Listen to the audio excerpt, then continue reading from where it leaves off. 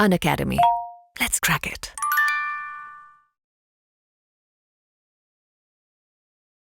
आप लोगों के साथ आज मैं स्टार्ट करूंगा हरियाणा रेंट कंट्रोल एक्ट।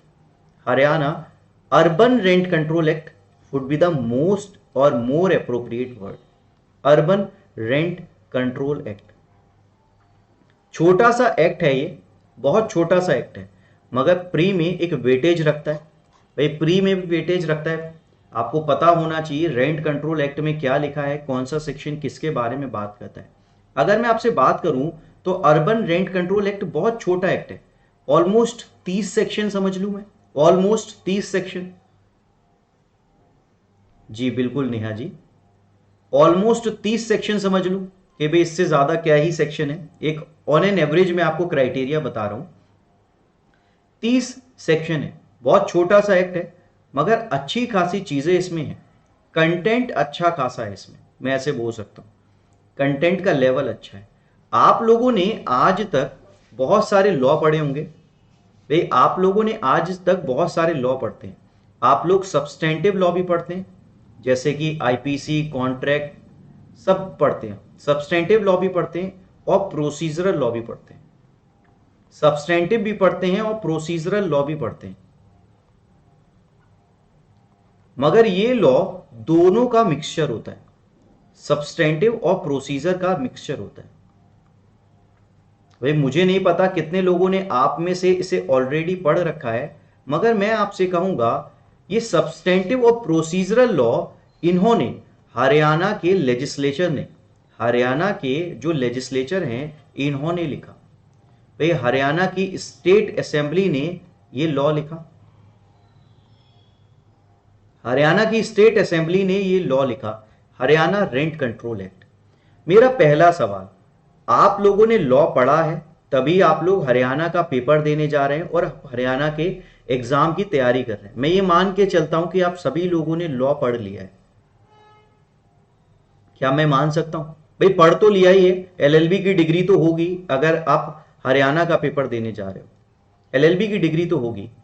मैं कहता हूं अगर आपसे मैं हरियाणा का रेंट कंट्रोल एक्ट लिखवाता, अगर आपसे मैं बोलता भाई आज से तुम लोग हरियाणा का रेंट कंट्रोल एक्ट लिखो, क्या तुम ये एक्ट ऐसे ही लिखते या कोई और तरीका होता? हरियाणा का रेंट कंट्रोल एक्ट तुम लिखो, क्या तुम ऐसे ही एक्ट को लिखते या कोई और तरीका होता? यानी कि मैं आपसे कह रहा हूं, मैं बेयर एक्ट पढ़ाने से ज्यादा बिलीव करता हूं बेयर एक्ट राइटिंग में। यानी कि आप लॉ लिखना सीखो कि लॉ लिखा क्यों जाता है। क्योंकि जो भी लॉ बनता है वो एडवोकेट्स के लिए नहीं बनता, वो एडवोकेट्स और प्रोफेशनल के लिए नहीं बनता। लॉ का पर्पस होता है लेमैन को गवर्न करना, एक आम आदमी को गवर्न करना और उसकी प्रॉब्लम का एक्चुअल में सॉल्यूशन देना। सारे लॉ इस पर्पस से नहीं होते, आई एग्री, मगर मोस्टली, जैसे कि टैक्सेशन लॉ नहीं होता भाई इस पर्पस से, मगर मोस्टली लॉज आदमी की जो प्रॉब्लम एग्जिस्ट करती है, जो प्रॉब्लम होती है, उस प्रॉब्लम का सॉल्यूशन देने के लिए बने होते हैं। कोई प्रॉब्लम आई होती है तो उसका सॉल्यूशन देने के लिए बनते हैं। भाई जैसे कि एग्जांपल ले लेता हूं, भाई आज के टाइम में डिमांड है मॉब लिंचिंग के एक्ट की, मॉब लिंचिंग के लॉ बनाने की। हम सभी लोगों ने मॉब लिंचिंग की घटनाएं अपने आसपास देखी, पेपर में पढ़ी, तो हमें पता है भाई मॉब लिंचिंग से क्या हो रहा है, तो इसके लिए लॉ कैसा बनना चाहिए। हम लोगों ने भाई डेटा प्रोटेक्शन बिल पेंडिंग है हमारा, डेटा प्रोटेक्शन बिल। हम लोगों को पता है आज के टाइम में डेटा हम लोगों से कितना रिलेटेड है, हम लोगों के लिए डेटा कितना इंपॉर्टेंट है, तो क्या डेटा प्रोटेक्शन बिल बनने की जरूरत है। तो जब भी लॉ बनता है तो वो हमेशा लॉ बनेगा प्रेजेंट के रेफरेंस में। यानी कि आप एक्चुअल में प्रेजेंट सिचुएशन को आइडेंटिफाई कर लो और उसके रेफरेंस में उसका सॉल्यूशन लिख दो। भाई एक्चुअल में क्या कह रहा हूं, आप प्रॉब्लम को आइडेंटिफाई कर लो और आइडेंटिफाई करने के बाद उससे रिलेटेड आप सॉल्यूशन लिख दो।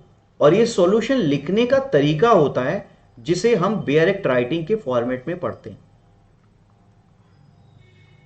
बेयर एक्ट राइटिंग में जो भी हम पढ़ते हैं ये प्रॉब्लम होती है जिसका सॉल्यूशन लिखा होता है और ये जो प्रॉब्लम होती है ना, ये किसी और आदमी की नहीं, लेमैन की प्रॉब्लम होती है।